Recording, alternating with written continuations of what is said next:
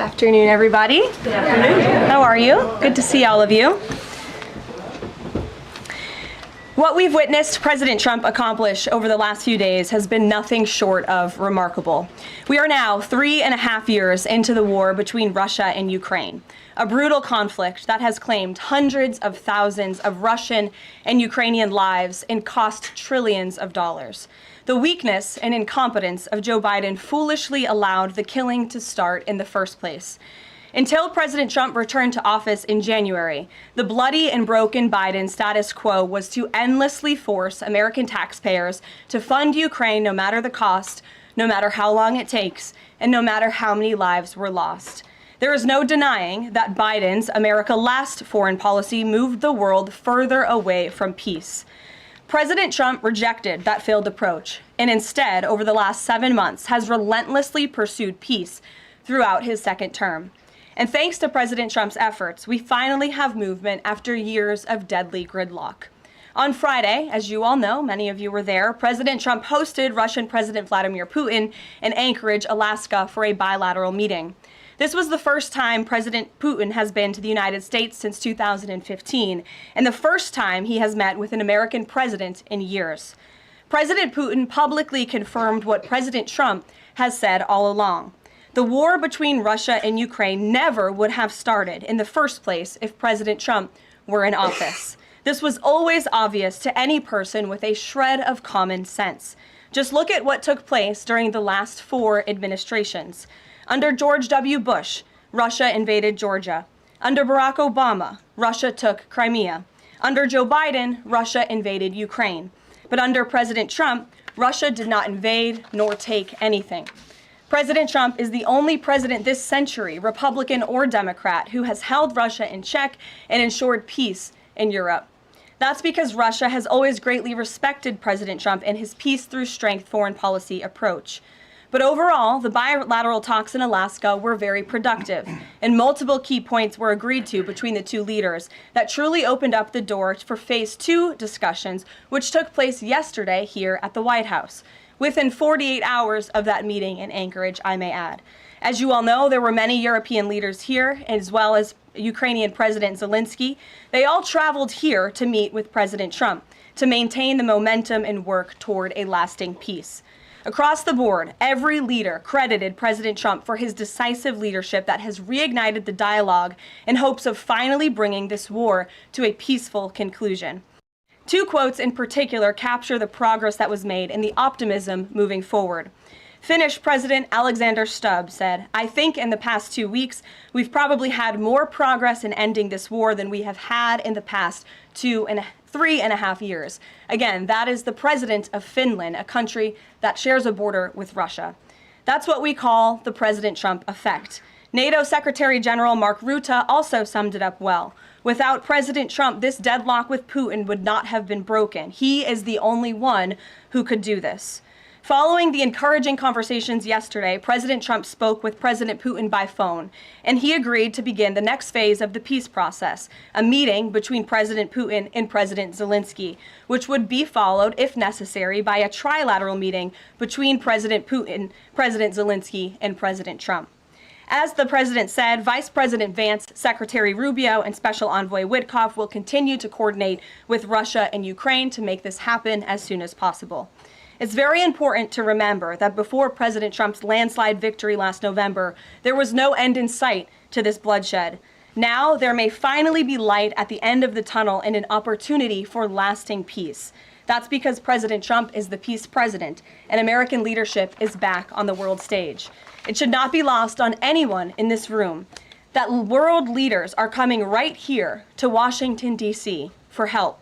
While previous presidents have traveled halfway around the world to apologize for America, President Trump stands up for America, and he has firmly restored America's status as the undisputed leader of the free world. However, one thing that has absolutely not changed is the media's negative and downright false coverage of President Trump and his foreign policy accomplishments. From the beginning of this entire process, much of the left-wing media has been actively rooting against the President of the United States in the pursuit of peace. Initially, the media ridiculously claimed that President Trump was somehow beholden to Russia for even agreeing to have a face-to-face discussion with President Putin inside of the United States. The media said President Trump was making a grave mistake by, quote, legitimizing Putin. They were aghast that President Trump would treat another world leader like a world leader. The media relentlessly attacked President Trump and claimed he suffered a, quote, major defeat for not immediately emerging with a final agreement, even though he said heading into that meeting, this was a meeting to listen and to understand how to move the ball forward. All weekend following those historic U.S.-Russia bilateral talks, we listened to clueless pundits on television trying but failing to claim that the president had failed. The so-called experts in the foreign policy establishment, whose record is nothing but endless wars, trillions of wasted taxpayer dollars, and dead Americans, have the nerve to try and lecture President Trump, who has solved 7 global conflicts in 7 months, about peace. This is the same president, by the way, who brokered the Abraham Accords in his first term, on top of more than half a dozen other peace deals this year alone, as I just said. We also saw yesterday the president of Ukraine and all of the other major leaders of Europe fly across the Atlantic Ocean to meet President Trump at the White House because of the progress that was made, and that, if you ask the media, failed meeting, but it was not. It was highly productive and it was successful. This is why Americans' trust in the mass media is at a lowest point in more than 5 decades. Diplomacy is a delicate process, and instead of reporting the facts about what is happening here at this White House and what is happening between this president and other leaders around the world, many outlets in this room continue to try to actively undermine the president and sabotage the efforts towards peace. That is why I felt the need to set the record straight. In other news, on the home front, President Trump's efforts to make D.C. safe again are working. There have been a total of 465 arrests since the start of this operation on Thursday, August 7th. Last night, there were a total of 52 arrests, including the arrest of an illegal alien MS-13 gang member with convictions for DWI and drug possession. Thanks to President Trump's leadership and the outstanding work of both federal and local law enforcement, dangerous gang members like the one picked up last night will not be allowed on the streets of our nation's capital. Other arrests last night included assault with a deadly weapon for stabbing, parole violation for robbery, murder, outstanding warrant for attempted murder, assault on federal law enforcement officer, and felony assault. 4 more homeless encampments were also removed during yesterday's reporting period.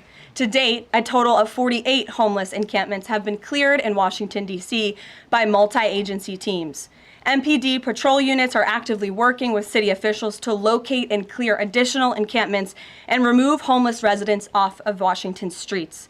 And despite fake narratives from the media, again, a significant number of the arrests have been in high crime areas of D.C.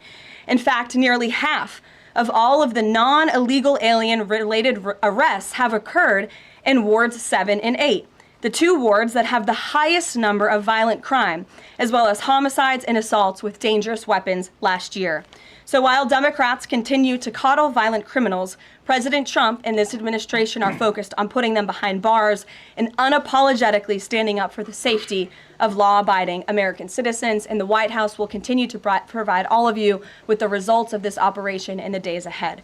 So with that, I will take your questions today. Here in our new media seat today, we have Jack Posobiec, who joined us in Anchorage, Alaska last week. Jack, thanks for being here. Why don't you kick us off? Karoline, thanks so much. So a couple of questions regarding the status of these peace talks. Obviously, we saw the president and President Putin there in Anchorage. We saw the world leaders here yesterday with this summit. We've heard phrases like coalition of the willing. We've also heard Article 5-like guarantees.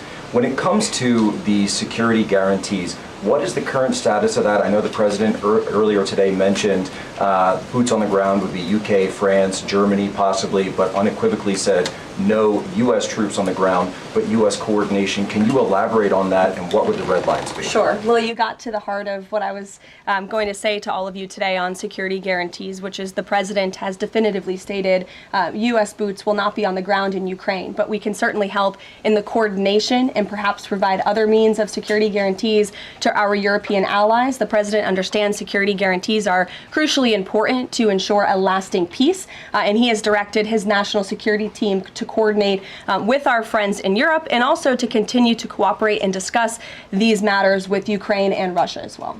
Karoline, now, have the Russians responded at all? I know we spoke with President Putin last night. What has been their response? Because we've heard some reports from the Kremlin and others saying they're unequivocally against NATO troops on the ground. Well, look, the president continues to have these conversations with both leaders. Those conversations took place in Anchorage, Alaska, again yesterday with the Europeans and President Zelensky, and he has directed his team to come up with a framework for these security guarantees that can be acceptable to help ensure a lasting peace and end this war. And then just last question real quick on this.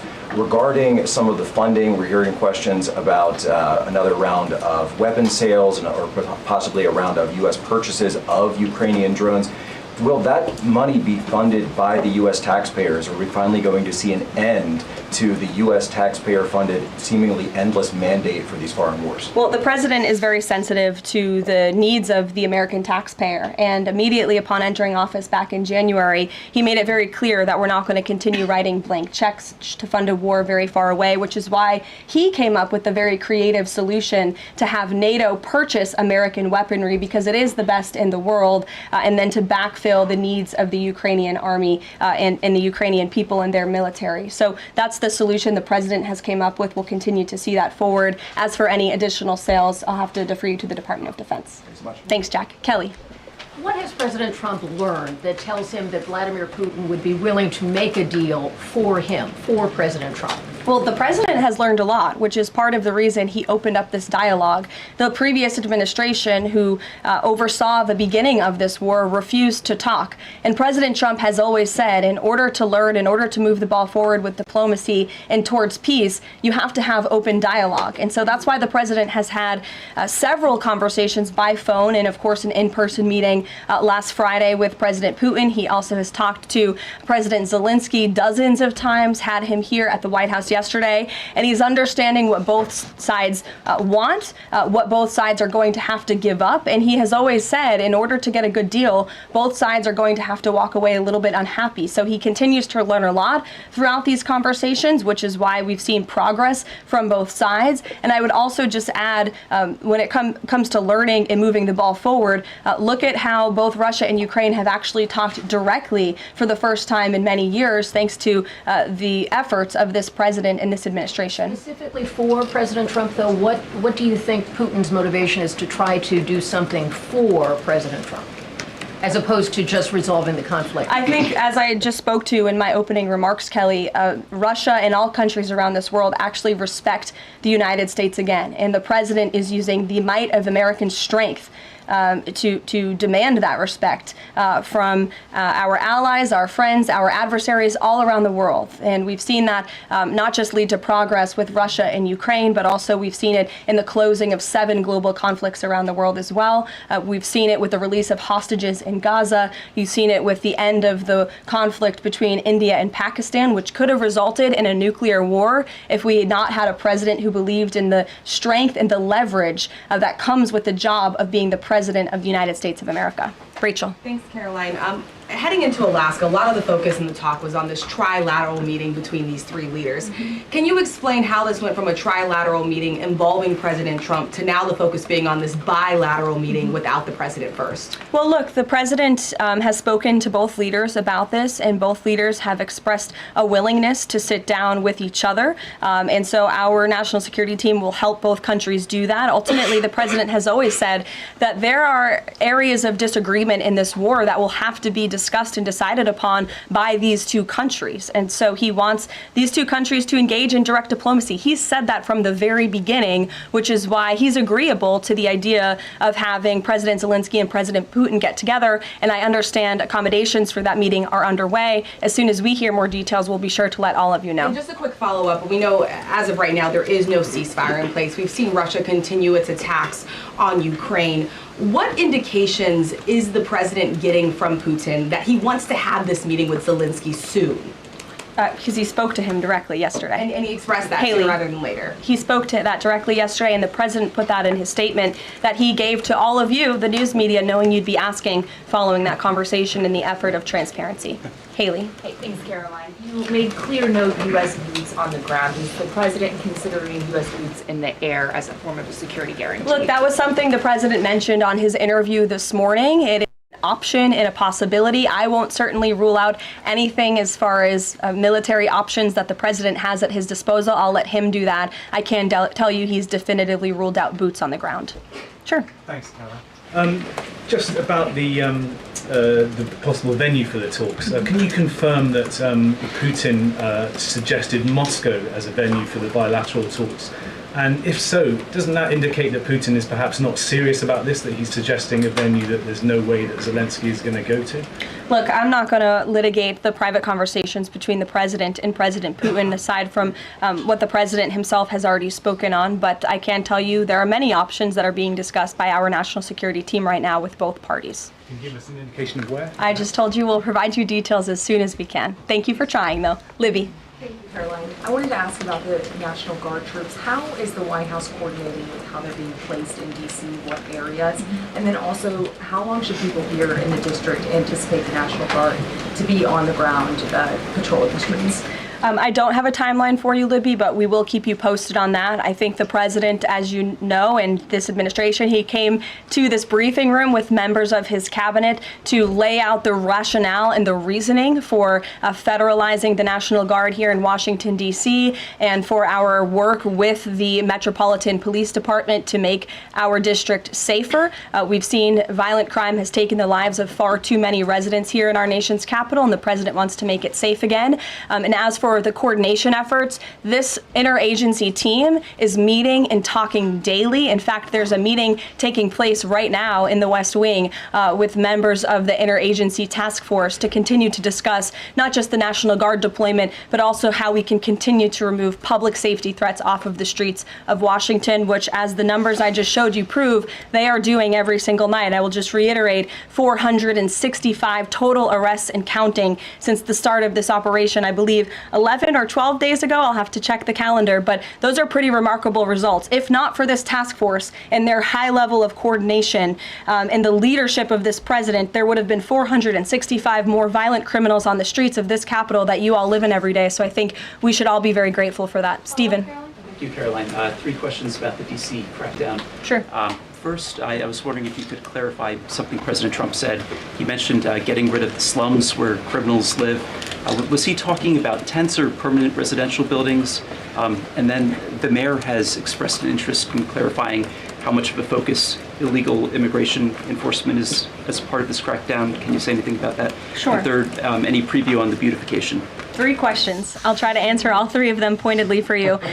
First, when it comes to what you said, and the president said, the slums of Washington, D.C., he's referring to the most dangerous communities, neighborhoods, and streets in this city where, unfortunately, violence has ravaged these communities and taken the lives of, again, far too many law-abiding D.C. residents. We know on July 5th of this year, just more than a month ago, a 3-year-old beautiful young girl was shot and killed in her car with her family in one of these communities, which is why there has been a surge, despite what many of you have been falsely reporting. And I believe it was the Washington Post who put out a map claiming it to be fact-based when it was just based on, I don't know, accounts that they've heard on the street, not actual statistics and data. So we went and reconfigured the numbers. And as I said, nearly half of all the non-illegal alien-related arrests have occurred in wards 7 and 8 in the District of Columbia, where we know, excuse me, there's the highest rate of crime. So we'll continue to do that. And what was your second question, Stephen? Legal immigration, how much of a focus that is? Yeah, look, I mean, the focus is to make D.C. safe and beautiful and to remove public safety threats and violent criminals from our streets. If federal law enforcement, with the help of the Metropolitan Police Department, come across illegal aliens, of course, we are going to abide by this administration's policy of law and order, and we are going to remove illegal criminals from our nation's capital. They will be detained and deported, just like they are in every other community across the country. Kristen. First question is, whose idea was it to change the next steps from a trilateral to a bilateral meeting?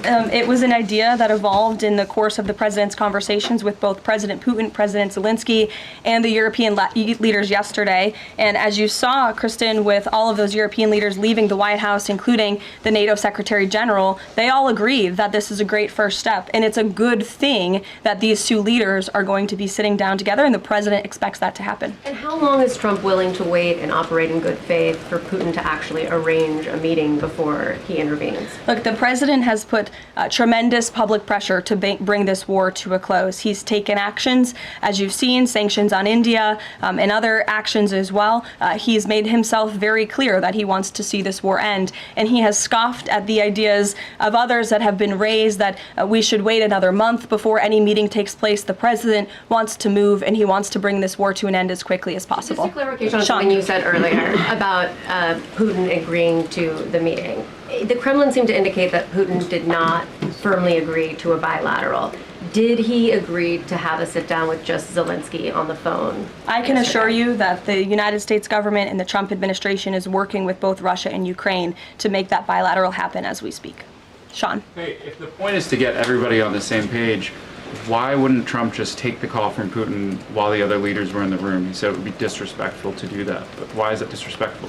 With all due respect, only a reporter from the Times would ask a question like that, Sean. The president met with all of these European leaders at the White House 48 hours after sitting down with President Putin on American soil. In fact, there was so much progress in the readout that was given to these European leaders immediately following his meeting with President Putin that every single one of them got on a plane 48 hours later and flew to the United States of America. And if I could just read for all of you some of the statements from those European leaders yesterday, you had President Zelensky himself saying it was a very good conversation. It was really good. We spoke about very sensitive points.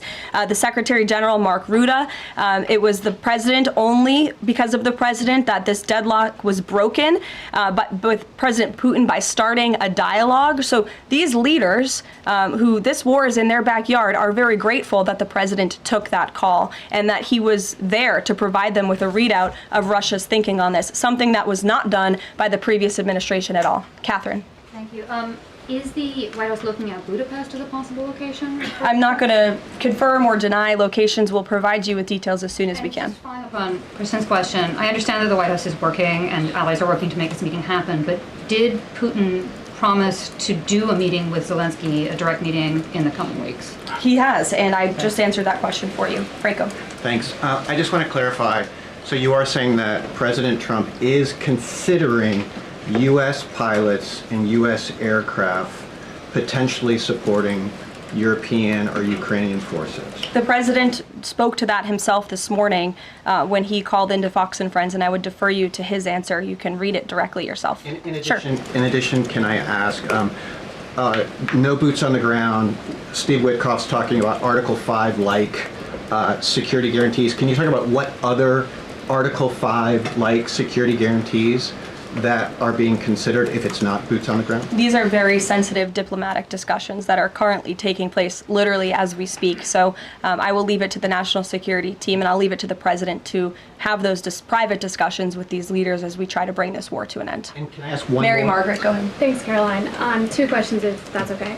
So on these meetings, I know you said that the trilateral will take place if necessary. Do you think that we might not need the trilateral and that Zelensky and Putin might come to this conclusion on their own?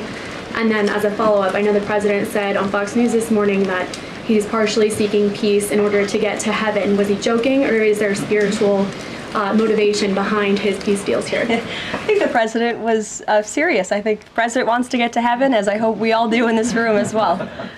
Annie. Thanks, Caroline.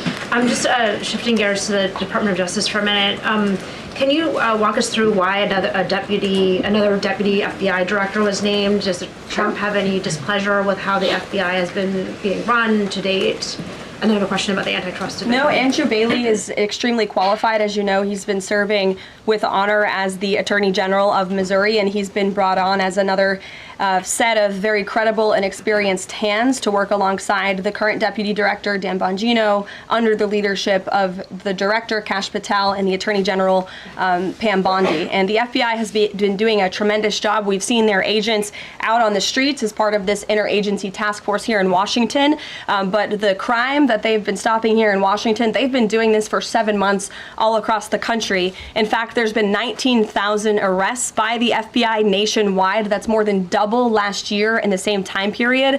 Of those, 1,600 arrests were for violent crimes against children. 4,000 child victims have been rescued by this FBI under this current leadership. 1,000 arrests from investigations of foreign terrorist organizations. There's been 1,500 kilos of fentanyl seized, 6,300 kilos of meth have been seized, and 3 of the top 10 most wanted have been arrested so far. Not a single one of the individuals on the top 10 most wanted list were arrested under the previous administration. We've arrested 3 in 7 months. So when you're actually working and enforcing law and order, you need all hands on deck. And so we look forward to welcoming Andrew Bailey to this new post. Jackie.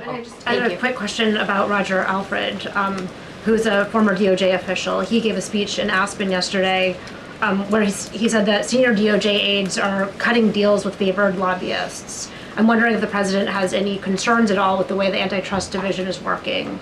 I have no idea who that individual is. I don't know why he made those comments. I don't know what basis he's making those comments on. My instinct tells me it's not true, but we will definitely look into them and I'll get you a response. Thank you, Caroline. Jackie. Thanks, Caroline. Since the president often says that this war would not have started if he were in office, and Putin confirmed that. It's true. Do you accept that as true? The European leaders do.